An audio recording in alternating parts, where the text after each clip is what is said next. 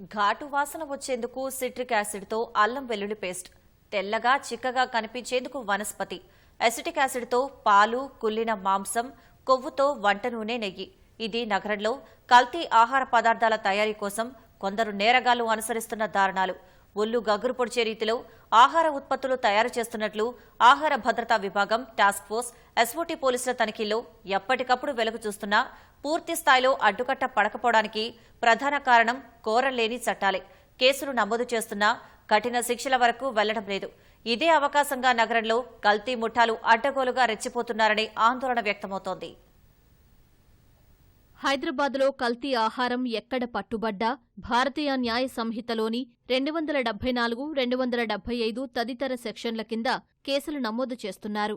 ఆహార కల్తీతో పాటు విక్రయిస్తున్నందుకు ఈ సెక్షన్లు ప్రయోగిస్తున్నారు.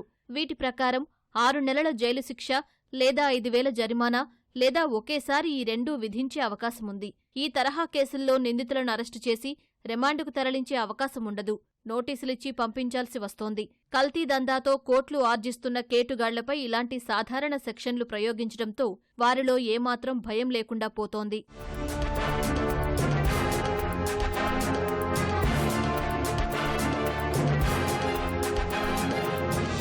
కల్తీ ఉత్పత్తుల తయారీతో పాటు వాటిని విక్రయించి ప్రజల్ని మోసం చేస్తున్నారనే కోణంలో కొన్నిసార్లు బిఎన్ఎస్ 318(4) నిర్లక్ష్యంతో ప్రజల ప్రాణాలకు ముప్పు తెస్తున్నారనే కారణంతో కేసు నమోదు చేస్తున్నారు.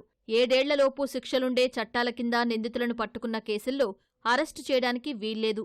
ఇదే అవకాశంగా నేరగాళ్లు మళ్లీ కల్తీ దందా మొదలు పెడుతున్నారు. ఉదాహరణకు ఇటీవల south west zone task force పోలీసులు లంగర్ హౌస్లో సిట్రిక్ యాసిడ్తో కల్తీ అల్లం పేస్టు తయారు చేస్తున్న నిందితుడిని అదుపులోకి తీసుకున్నారు. నిందితుడు ఇమ్రాన్ సలీం గతంలో కల్తీ ఆహార పదార్థాలు తయారు చేస్తూ 3 సార్లు పోలీసులకు చిక్కాడు. అయినా భయం లేకుండా 4వసారి చీకటి దందా చేస్తూ పట్టుబడ్డాడు.